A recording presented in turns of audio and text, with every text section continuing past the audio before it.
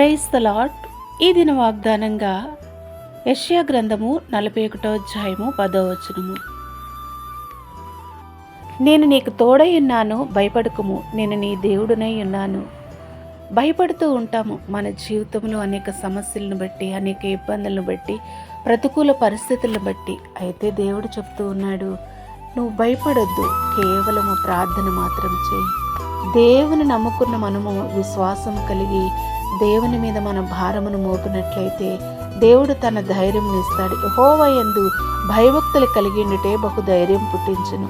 ఇక్కడ మనము దావీదును చూసుకున్నట్లయితే దావీదు చిన్ననాటి నుంచి కూడా గొర్రెల కాపరి అయినప్పటికీ కూడా దేవుని యందు భయభక్తులు కలిగి ఉన్నప్పుడు తను గొర్రెలు కాచుకునేటప్పుడు మరి భయంకరమైన పెద్ద ఎలుగుబెంట వచ్చింది, సింహం వచ్చింది.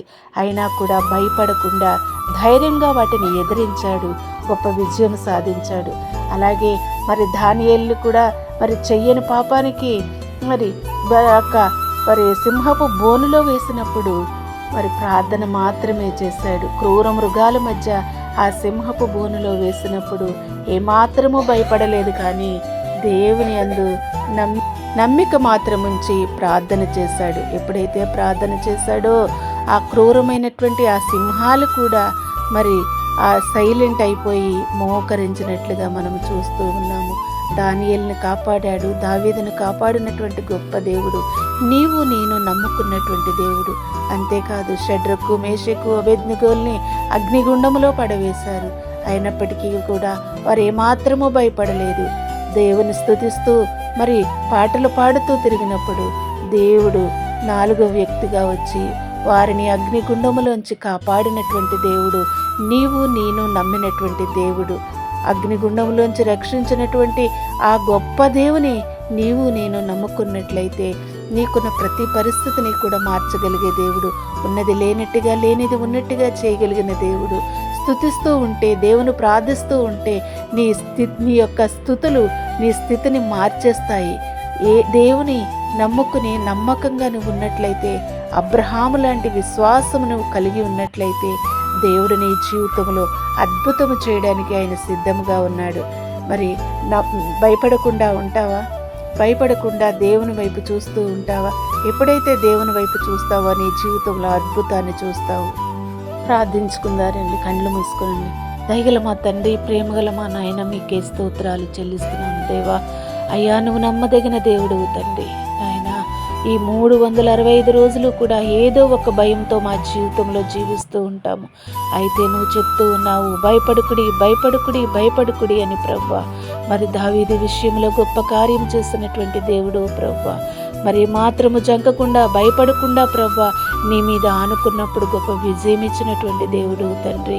అలాగే ప్రభువా షడ్రకు, మేషకు, అబేద్నెగోలు కూడా రక్షించినటువంటి నాయన గొప్ప రక్షకుడుగా మీరు మా దేవుడుగా ఉన్నారు తండ్రి. నీకు స్తోత్రాలు. దానియేలుని సింహపు బోనులోంచి రక్షించినటువంటి దేవుడు నాయన, నీకు స్తోత్రాలు. నాయన, ఎవరైతే ఈ వాక్యం వింటూ ఉన్నారో, ఈ వాగ్దానం చూస్తూ ఉన్నారో ఆ బిడ్డల్ని దీవించండి, బలపరచండి. వారికున్న స్థితిగతులను ప్రభువా యేసుక్రీస్తు నామములో మార్చండి దేవా. నీకు స్తోత్రాలు. నువ్వు మార్చే దేవుడువయ్యా తండ్రి, వెలుగును నింపే దేవుడువయ్యా, చీకటిని పారద్రోలే దేవుడువయ్యా. నీకు స్తోత్రాలు తండ్రి. సాతాను శక్తులను శీఘ్రంగా నీ పాదాల కింద అనగదొక్కినటువంటి దేవుడు నాయన, నీకు స్తోత్రాలు. మా కొరకునైనా నీ రక్తాన్ని చిందించావు ప్రభువా. నీ అరచేతిలో మమ్మల్ని చెక్కుకున్నావు తండ్రి. నీ రూపములో మమ్మల్ని చేసుకున్న గొప్ప దేవుడు ప్రభువా. మేము పుట్టినది మొదలుకొని ముదిమి వచ్చే వరకు ఎత్తుకునేవాడని నేనంటున్నావు ప్రభువా.